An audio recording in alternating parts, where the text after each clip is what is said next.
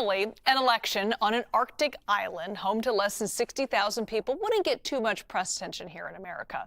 But that's exactly what's happening as voters in Greenland take to the polls. President Trump has vowed to take over the island, and it sparked up a debate over whether Greenland should be independent from Denmark. The USA Today has this headline today: what Greenland's election means for Trump's desire to take over the island. And the reporter who wrote that article, Hjelmgaard, joins us now from London. Kim, thank you for being with us. All right, let's just go over the basics. What is the election in Greenland about today? Well, that's a great question. I mean, I have to say it's kind of what most elections are about. It's about the economy, it's about standards of living, it's about healthcare, it's about social problems, all that stuff, which is the sort of bread and butter of elections everywhere. However, there are a number of massive kind of elephants in the room. Um, One of which is that Greenlanders for many years have been kind of advocating for independence of some kind from Denmark, which is the country, Scandinavian country that's been their sort of overlords for a couple hundred years now. And so the election is kind of a sort of temperature check or a litmus test on the strength of that independence feeling. The other elephant in the room is, of course, President Donald Trump, who, since he came into office for the second time, and even before that, frankly, has expressed designs on Greenland.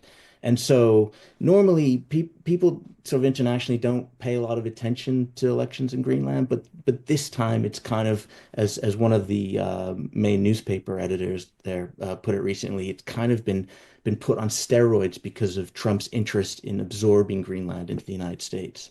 Yeah, and when the president made those statements, we all kind of looked at each other and scratched our heads, said, Greenland? But why is the president so interested in that country? Well, there's a couple of different reasons, and national security and economic, really. There is a military base in Greenland that's been there for more than half a century, way in the north.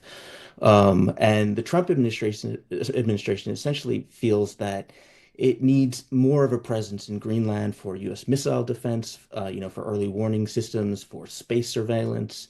It's Greenland is in a part of the Arctic where there's increasing sort of Chinese and Russian patrol ships and influence and stuff of that caliber. So, the Trump administration feels that it needs to sort of beef up its military presence there, and that's one reason. The other reason is economic, and in the south of Greenland there is a lot of oil, a lot of gas, a lot of gold. It's untapped. It's also believed that there's quite a lot of what we call rare earth minerals, and these are things like uranium and zinc, which go into consumer electronic products, clean energy, and defense technologies. And so, paradoxically, not a lot of people believe that climate change is a good thing, but as the ice melts, it seems like some of those rare earth materials are going to be more available. And so, Trump is seeing a kind of business opportunity. It's thought. What about the people who live there? How do residents feel about Trump's interests in Greenland? Well, there's some polling. There's some polling on this, and it from the U.S. Or from the Trump perspective, it's not good. I mean, I think what we can say is that, at least anecdotally, they're confused by it, they're bewildered by it. Some people are scared by it. They don't really know what to make of it. When you speak to Greenlanders, I think they were kind of shocked. And I should back up a little bit and say that Trump first expressed interest in Greenland in 2019 during his first term. He kind of forgot about it, and everyone thought it was a joke at that time. And then, fast forward to his second term, and he brings it up again. And he not only does he bring it up again, but he uses language that is sort of like, we're gonna get it by hook or by crook. He kind of refuses to rule out, military intervention. So I think that it's caused anxiety, is what I would say. And you said in a recent article that there are about 5 scenarios about how this could play out with President Trump. Tell us how that could go. Well, it's hard to know ultimately, how long is a piece of string. In that story I wrote, I sketched out, the different options that Trump might have. Let's say they vote for, ultimately they vote for independence down the line.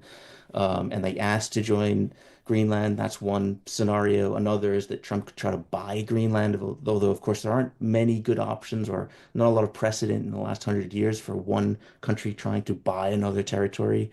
The last time the U.S. did it was in 1917 when it acquired the what is now the U.S. Virgin Islands.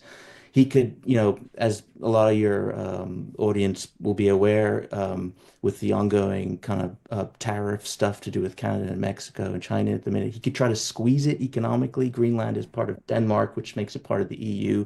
So that would kind of be opening up a trade war with the EU. And of course, he could invade it. I think that's probably the least likely option, not least because Greenland's ownership of Denmark means it's part of NATO. The U.S. is also part of NATO, so you'd have a NATO on NATO war. No NATO planners have ever planned for that.